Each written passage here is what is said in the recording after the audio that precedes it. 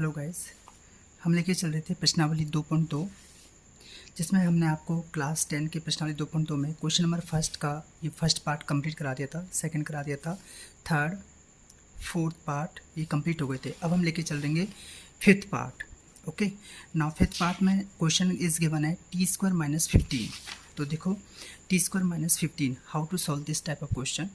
t² - 15 यानी कि मैं इसको इस तरह से सॉल्व कर सकता हूँ।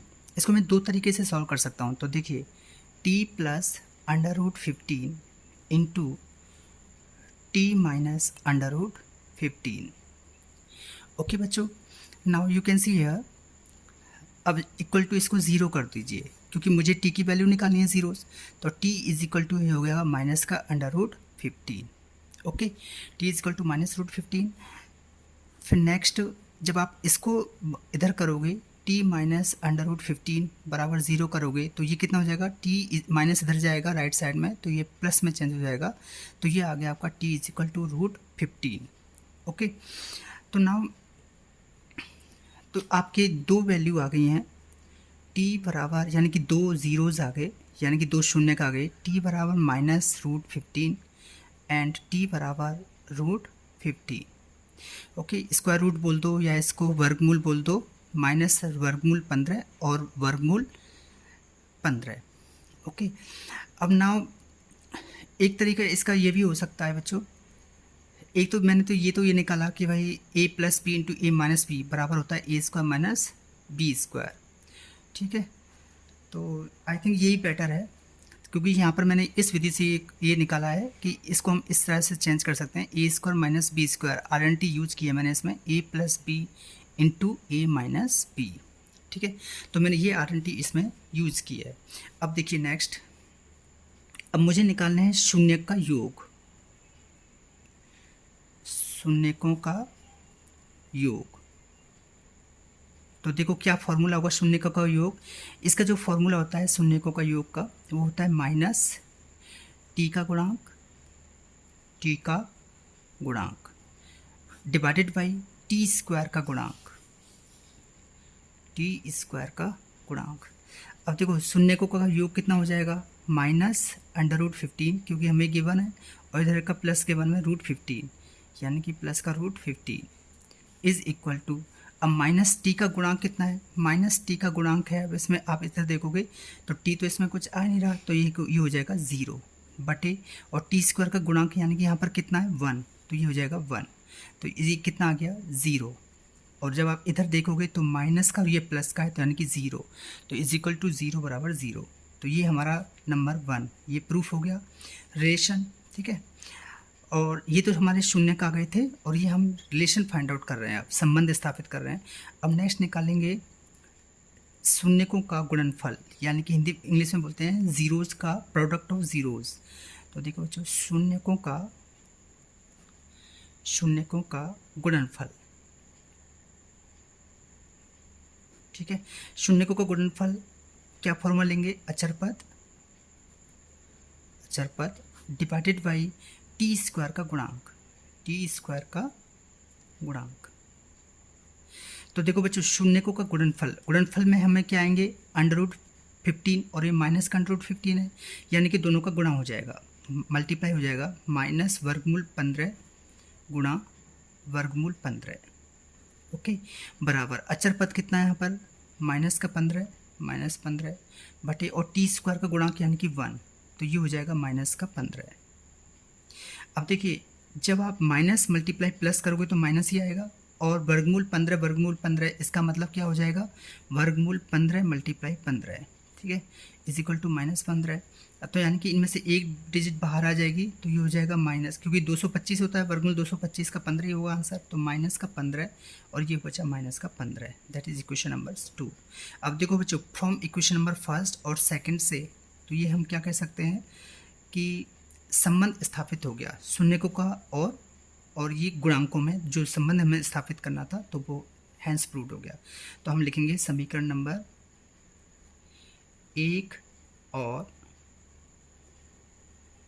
समीकरण नंबर 2 से इति सिद्धम।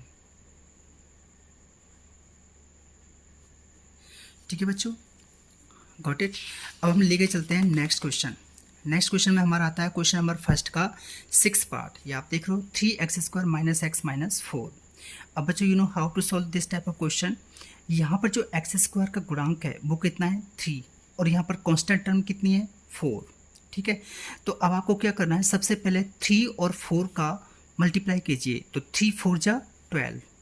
ठीक है, 3 × 4 कितना हो गया, 3 4 जा 12 हो गया। अब देखिए, अब आपको ये जो 12 है इसके दो ऐसे, यानी कि ये जो 12 है आपको इसके दो ऐसे फैक्टर करने हैं कि प्लस या माइनस करने पर तो 1 आना चाहिए, क्योंकि यहाँ x का गुणांक कितना है 1।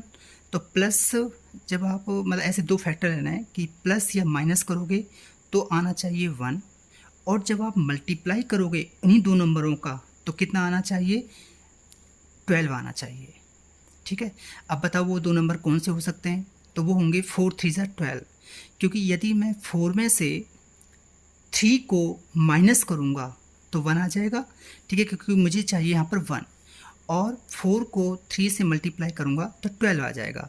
तो यानी कि ये हो गया 4 - 3 = 1। ठीक है, और ये 4 3 जा = 12।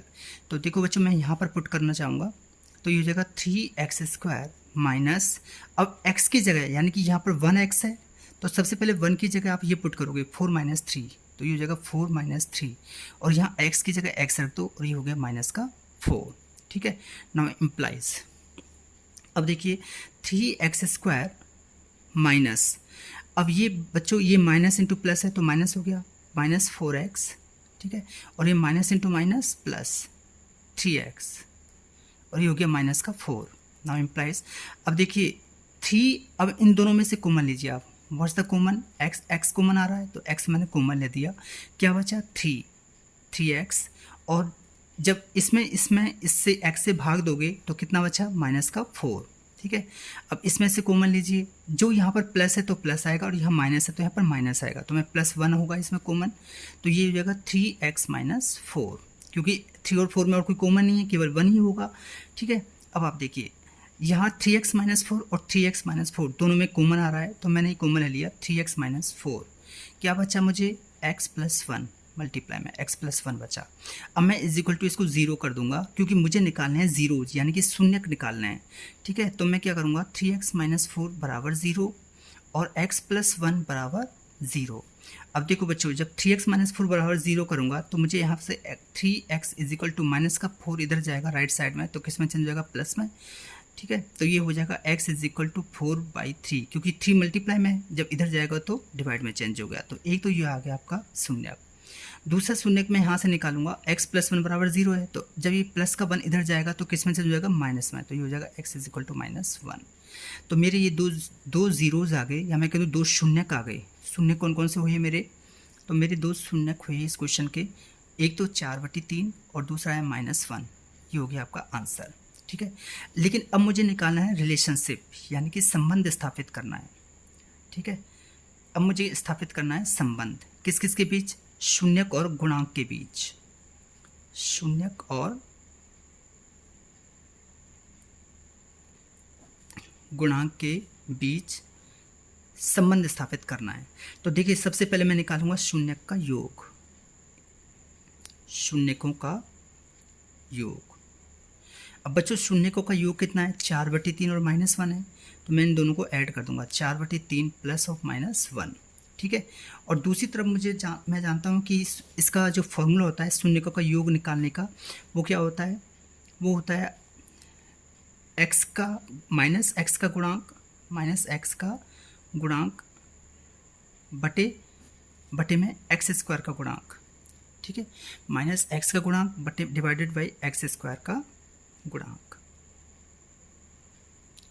ओके बच्चों, अब देखिए नेक्स्ट, नाउ जब आप इसको सॉल्व करोगे 4/3 और ये कितना है माइनस का 1 है।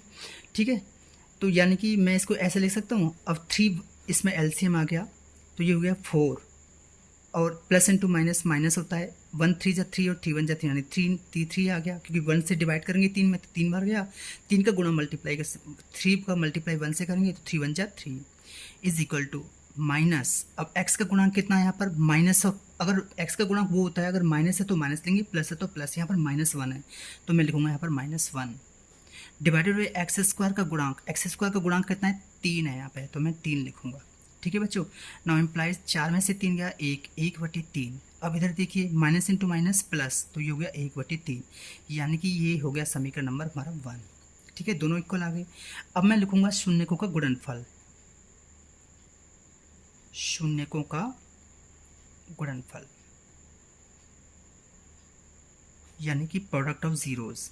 तो देखो ये क्या होता है शून्य का गुणनफल, इसका फॉर्मूला होता है अचर पद, अचर पद यानी कि constant term divided by x square का गुणांक, एक्स स्क्वायर का गुणांक। अब देखो बच्चों अचर पद किसमें कितना है, इसमें -4 और एक्स स्क्वायर का गुणांक कितना है 3।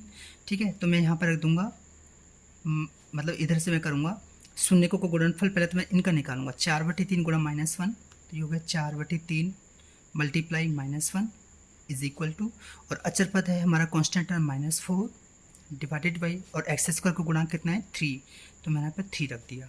ठीक है, जब अब देखो यहाँ पर प्लस इंटू मल्टीप्लाई माइनस करेंगे तो माइनस आ जाएगा, प्लस मल्टीप्लाई माइनस, भाई प्लस का गुणा माइनस से करेंगे तो माइनस ही तो आएगा, और 4 एकम 4 तो 4/3, और ये हो जाएगा is equal to -4/3, that is equation number 2। ठीक है, समीकरण नंबर 2। अब देखो फ्रॉम समीकरण नंबर 1 और 2 से क्या हुआ है इति सिद्धम, तो हम यहाँ लिखेंगे समीकरण नंबर 1 और 2 से इति सिद्धम।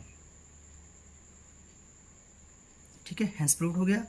ओके बच्चों, थैंक आज के लिए इतना ही। नेक्स्ट वीडियो के लिए प्लीज़ कमेंट्स करें, अगर आप जो भी कुछ कोई भी मिस्टेक हो, अगर आप मुझसे सुनना चाहते हैं कि सर थोड़ा ऐसा पढ़ाइए या कोई सजेशन हो आपका मेरे लिए, तो प्लीज़ आपका मोस्ट वेलकम है, मुझे कमेंट्स ज़रूर करें। And thank you and have a nice day.